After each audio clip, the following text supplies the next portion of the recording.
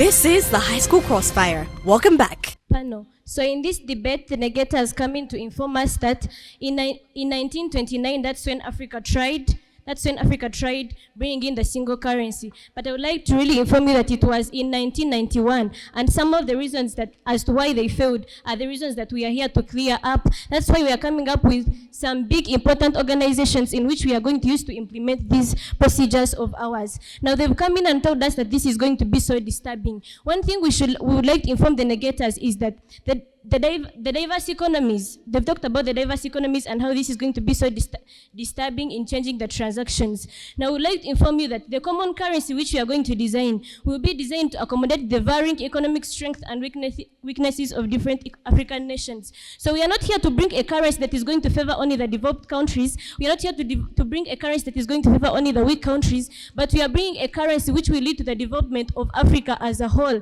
and enable it to participate in global trade. Now, they've also come here and told us about price fluctuations. So what do we see in this case? They're telling us about price fluctuations. POI. Not granted.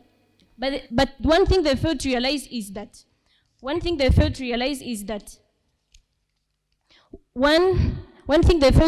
that 1,000 shillings of Uganda is the same as 0.008 Tunisian dinar. Now, what is so different from price fluctuation and this, when a Ugandan trader can go to Tunisia and even fail to find accommodation simply because there is high exchange rate complexities. So we'd like to really inform the negators that in this case, you should come to understand that price fluctuations cannot be there. POI. Not granted. Price fluctuations cannot be there simply because we are going to come with ways. That's why we've said we are going to set procedures and implement them in a way that we want to make sure that the whole of Africa participates in global trade, but not specifically the few countries that have been to develop themselves.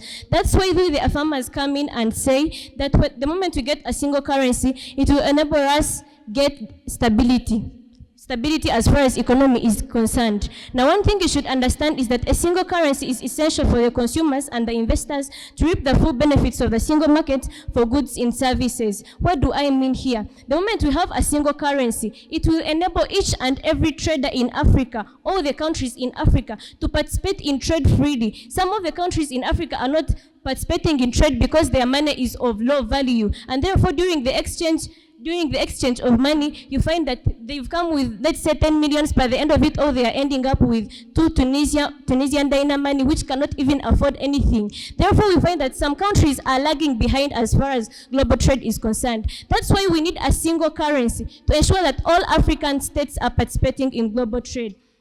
We would also like to inform the negators that the moment we implement single currency, we are going to make sure that there is simplified cross-border trade. Now you find in some countries, the countries are having misunderstandings simply because the other one has a high exchange rate and this one has a low exchange rate, and therefore the trade between the two countries is not coordinating. By the moment there is no exchanging of money, the money works across all countries. This will simplify cross-border trade. That is, the country which has materials will be able to exchange with the other at the same price, and therefore we shall ensure, in this case, we shall find out that all African states shall be developing, but not specifically some of the African countries. Then the other thing we would like to inform you is that it will unite Africa's economy. For example, some time back we saw misunderstandings between the trade in Africa and Rwanda, whereby the Rwandan government had stopped goods from coming from Uganda to Rwanda. Therefore, when we implement all this, we shall make sure that everything is sorted and Africa is participating in global trade. I rest my case.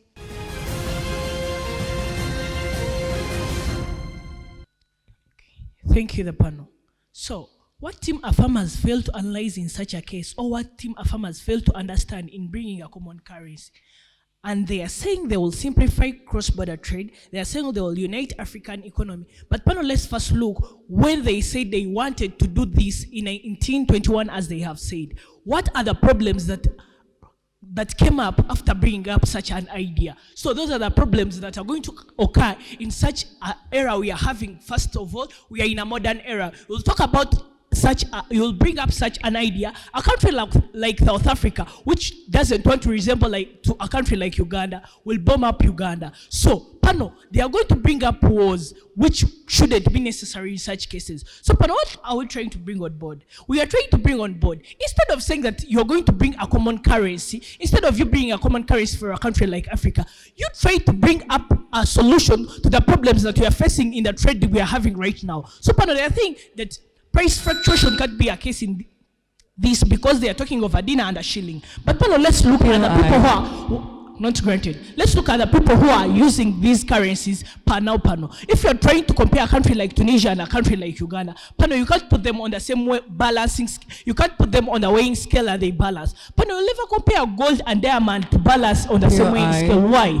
So one has to be bigger than the other, or one has to have a big price than the other. Pano, as my first speaker told you, that in the continent of Africa, we have the first-class countries, which we think these countries are earning more than the other countries. Then we have the third-class countries, which we think these countries are there to have some help or from first-class countries. Then, Pano, how will you tell me that a country like Egypt, a country like the Tunisia they are talking about, will allow to resemble a country like Rwanda, or will allow to resemble a country like Uganda? They can't allow to resemble. Why? One thing that specifies us in common, this is the economy they are talking about, the goods we are having in the country will determine the trade currency we are trying to bring on board.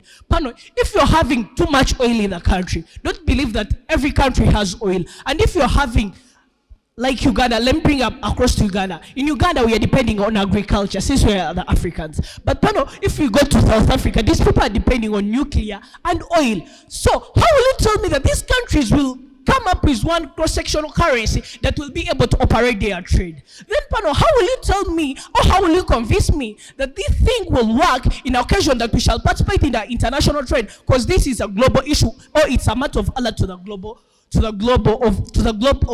whole continent. So, Pano, they have to convince us that this trade they are talking about, or this currency they are going to bring, because they have not specified the name of the currency they are going to bring on board, they have not specified how it will be working and the value of it weighing with the European or the Asians, which have the money more than those of the African countries. So, Pano, they should convince us on a certain point that the currency they are going to bring is able to solve the problems that we are facing right now. But if they've not convinced us, they should find a solution to the current problems we are facing in market, as they mentioned before. So, Pano, we told you in our first speech that when they do this, we are going to face a problem that we are going to face problems like there will not be a stability in exchange rate. Why? These countries have different values of their money. So if you're trying to lower their values, they will not accept.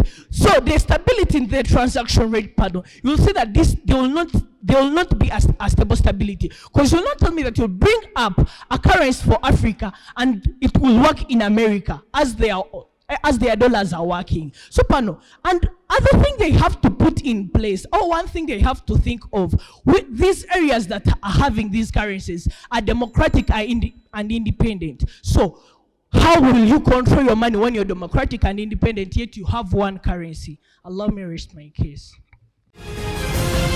This is the High School Crossfire. We'll be back in a minute.